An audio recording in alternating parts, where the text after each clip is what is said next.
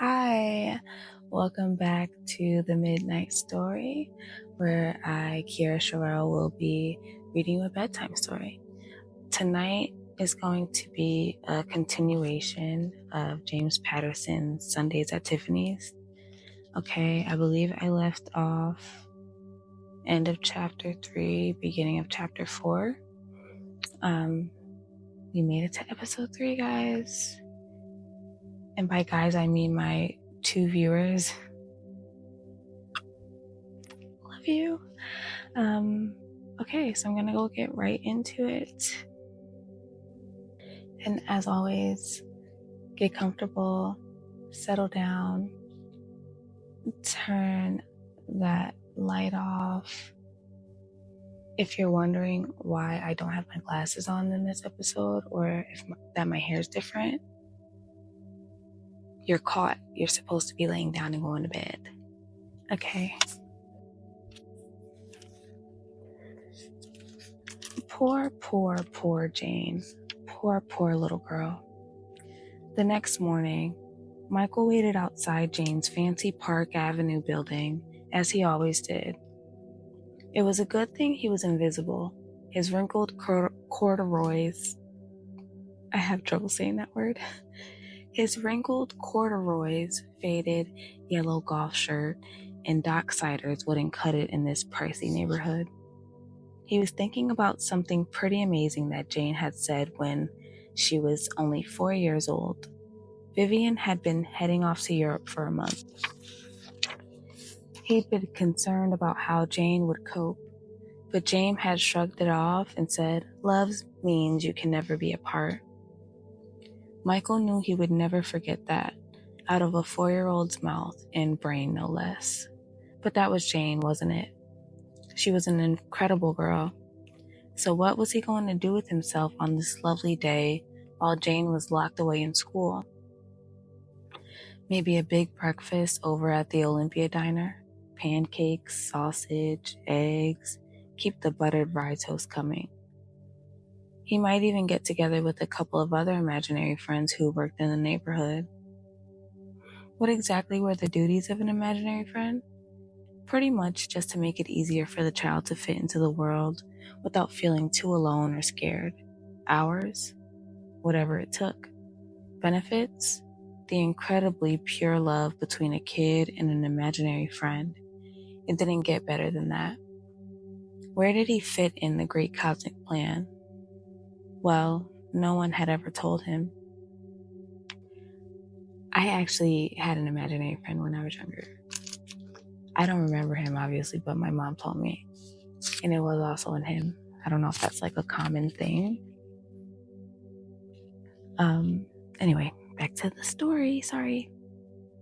Michael looked at his watch, an ancient Timex that kept on ticking just as the ads promised it would. It was exactly 8:29. Jane would be down at 8:30 just like every other weekday morning. Jane never kept anyone waiting, such a sweetheart. Then he saw her, but pretended not to as always. "Gotcha," she said, wrapping her arms around his waist. "Whoa," Michael said, "you're sneakier than a pickpocket in Oliver Twist." Jane grinned, her smile lighting up the little face that he couldn't get enough of. She hitched her school bag onto her small shoulder and they headed off to school. "I didn't exactly sneak up," she said. "You were lost somewhere interesting in your thoughts."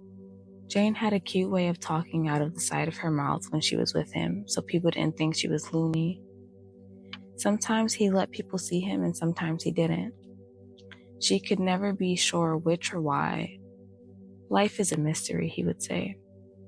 As soon as they were out of the doorman's sight, she took his hand.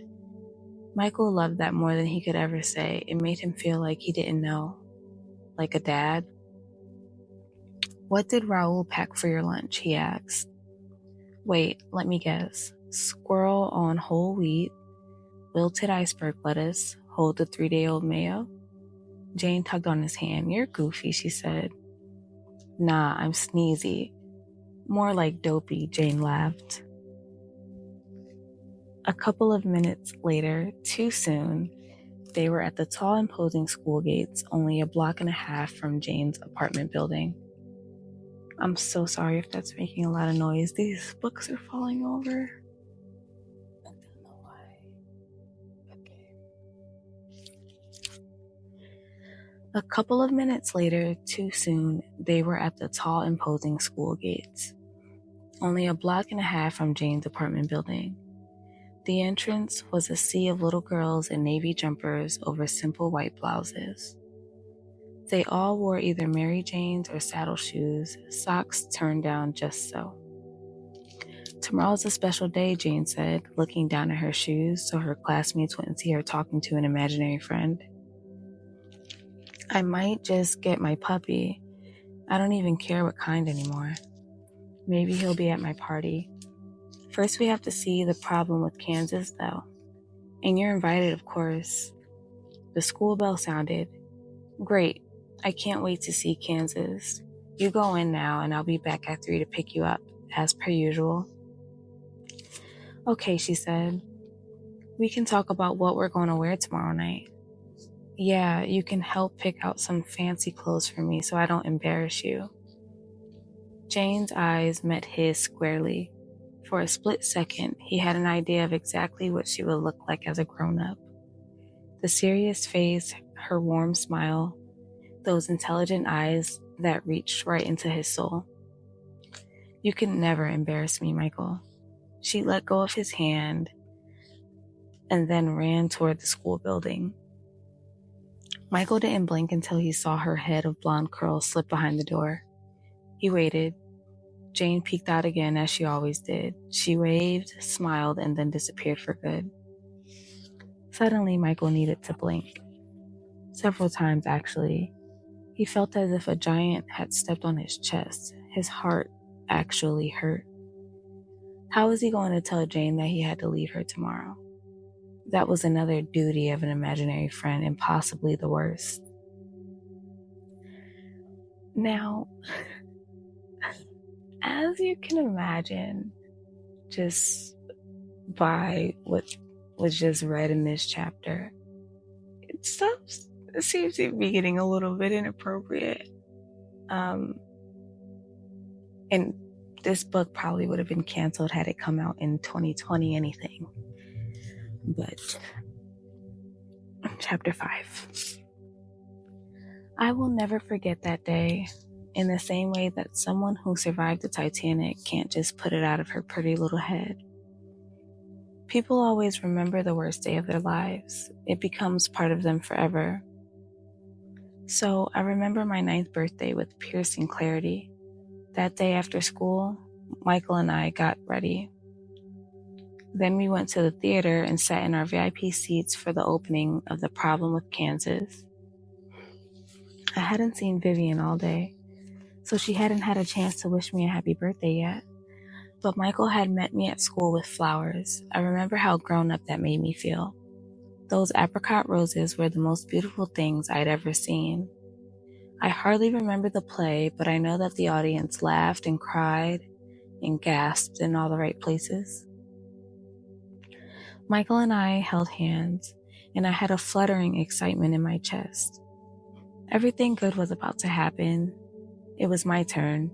A birthday party, hopefully a puppy. Michael was with me, and my mother would be happy about the play. Everything seemed wonderful. Everything seemed possible. At the curtain call, Vivian walked on stage with the cast.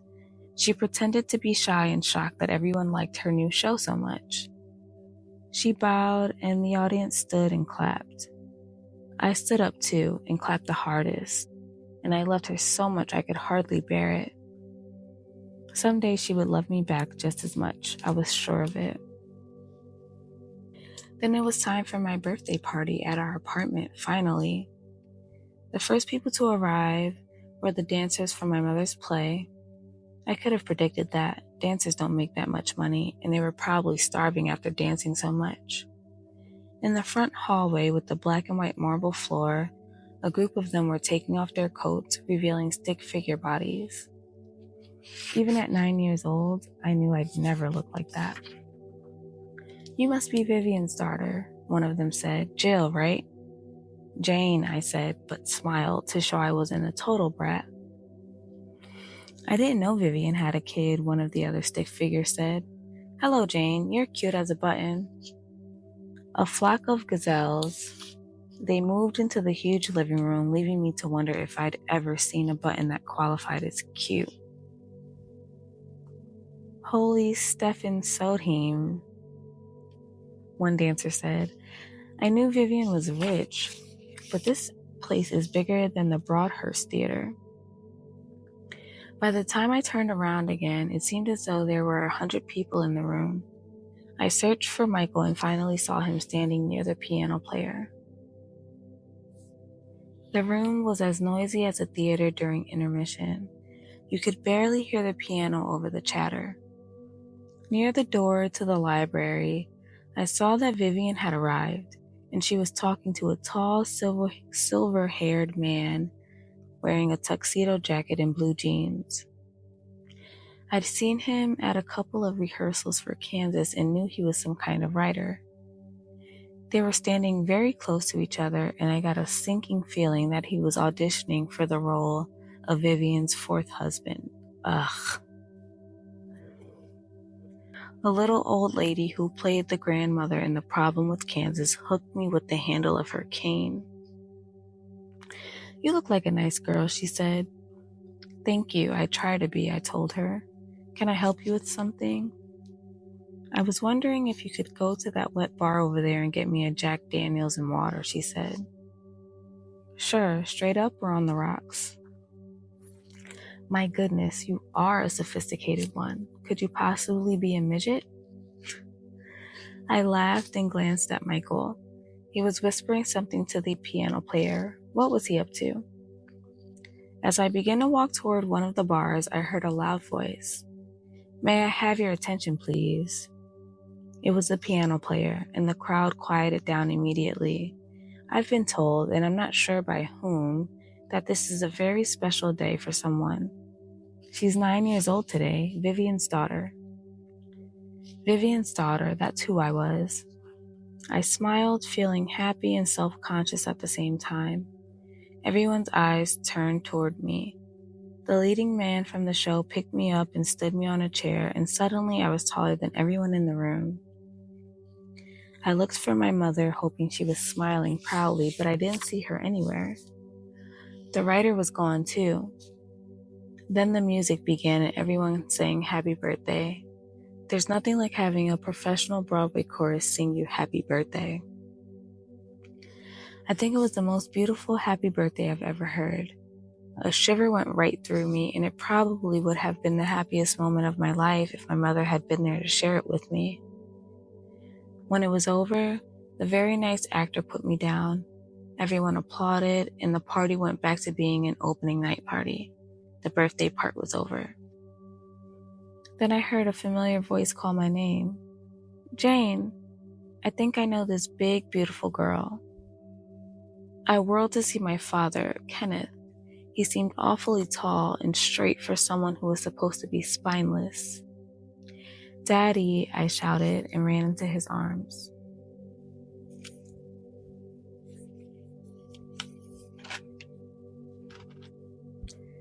I'm gonna do another chapter. So I'm gonna read this one last chapter and then I'm gonna get ready for bed myself because again, I do have work in the morning. And I'm recording pretty late actually. But okay.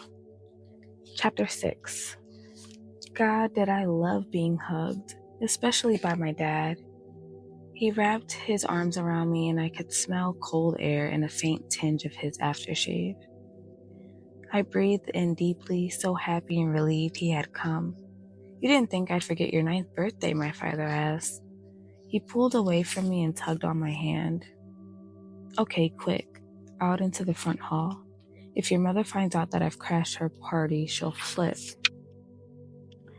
There will be people here to catch her if she does, I said, but I'm not even sure that she's still here. We pushed through the crowd, me holding my dad's hand, and in the front hall were 2 surprises. a big box with a yellow ribbon, and my father's current girlfriend. I remembered Vivian saying something about Ellie's chest and how it wasn't real, but I had no idea what she was talking about. You remember Ellie, don't you, Jane? Dad asked. Uh-huh. Hi, Ellie. I'm glad you could come. Years of etiquette classes were paying off. Happy birthday, Jane, she said. Ellie was very blonde and pretty, and she seemed much younger than my mother. I knew Vivian called Ellie the schoolgirl whenever her name was mentioned. Open your gift, my dad said. Ellie helped pick it out. I pulled on the yellow ribbon, and it came undone immediately. Inside was a lot of tissue paper, and I excitedly clawed my way through it. My fingers touched something soft and velvety, but not alive. I reached in and pulled out the biggest, purplest stuffed poodle I'd ever seen. It had a poofy top knot on its head, a rhinestone collar, and a heart-shaped gold tag that said Gigi. Pretty much the total opposite of the puppy I wanted. Thanks, Daddy, I said, putting a big smile on my face. This is so fun. I tried to push all the thoughts of a real, warm, wiggling puppy that would be mine, all mine, from my mind. No real puppy, stuffed purple poodle instead. Thank Ellie too, Daddy said. Thank you, Ellie, I said politely, and she leaned down and kissed me. I recognized her perfume. Chanel No. 5. My father used to give it to my mother. I wondered if Ellie knew. Okay, Dad said, standing up. Now we're off to Nantucket.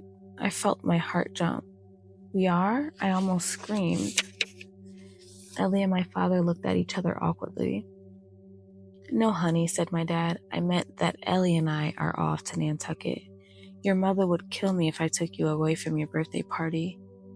Yeah, I'm sure she would notice, I thought bleakly. I understand, I said, trying hard not to cry on the spot. It's just that I love Nantucket. I really, really love Nantucket, and so does Michael.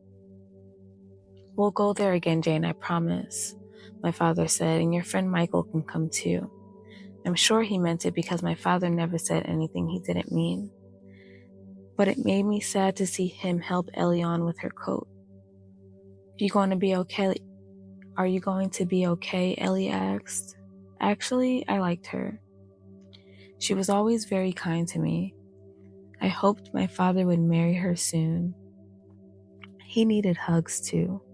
Everybody does. Maybe even Vivian did.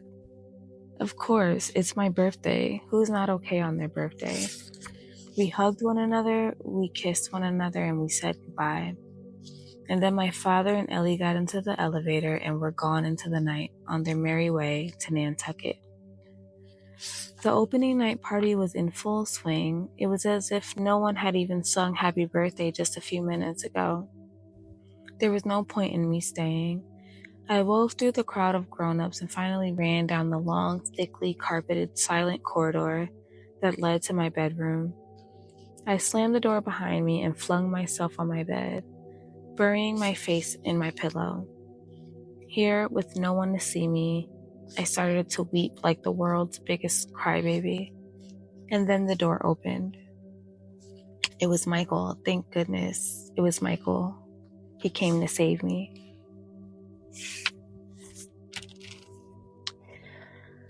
All right, so I'm going to end there, chapter 6, and pick back up on chapter 7 tomorrow. Maybe. We'll see.